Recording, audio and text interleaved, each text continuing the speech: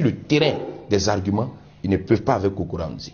Et donc, quand vous voyez qu'un homme politique sort du cadre de l'argumentaire politique pour rentrer dans la vie privée, n'est-ce pas, de son adversaire politique, c'est parce qu'il a bien compris que sur le cadre de l'argumentaire, il a perdu.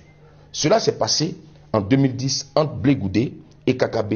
Vous vous souvenez bien de ce débat où il y avait Blé Goudé, Kakabe, Konaté Navigué et Zasso Dagrou Patrick.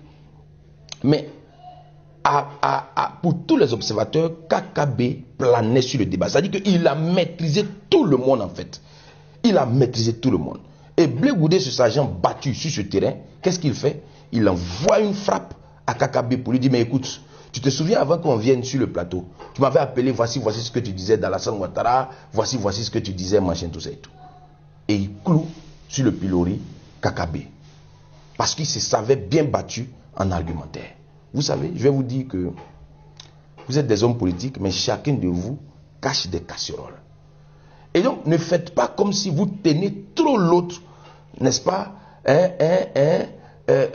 par le cou, en ayant trop un secret. Bon, quand il sort ça de Kokoranzi, il pensait avoir fait quelque chose, mais Kokoranzi sort une frappe nucléaire. Il sort une frappe nucléaire, et la frappe nucléaire le déstabilise aujourd'hui, il fait le buzz. Ah, on ne savait pas que Steve Biko, si c'est vraiment avéré, Steve Biko recevait, lui qui était censé être un exilé politique, recevait du gouvernement ivoirien 3 000 € chaque fin du mois. Au point où son compte même Western Union, qui avait pris un coup qu'il ne pouvait plus recevoir, il était obligé, lui Steve Biko, de dire non, envoyez-moi ça par un compte RIA, tout ça et tout. Donc il demandait l'aide du gouvernement.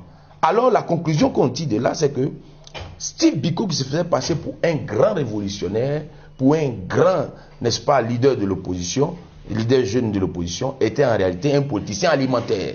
Donc sa force politique de l'opposition n'était en réalité qu'une opposition du black market. C'est un blackiste, c'est un commerçant politique. C'est ce que cela signifierait si les propos de Kokoranzi sont avérés. Je vais vous dire que chacun d'entre vous a des casseroles qu'il cache. Quand vous venez faire le débat, évitez, n'est-ce pas, d'impliquer ou du moins d'intégrer la vie privée de vos adversaires. Parce que vous êtes adversaire, mais vous n'êtes pas ennemi. Dans l'adversité, d'accord, l'adversité politique, ça se fait, ça anime le débat politique. Mais l'inimitié politique nous conduit à ce genre de choses.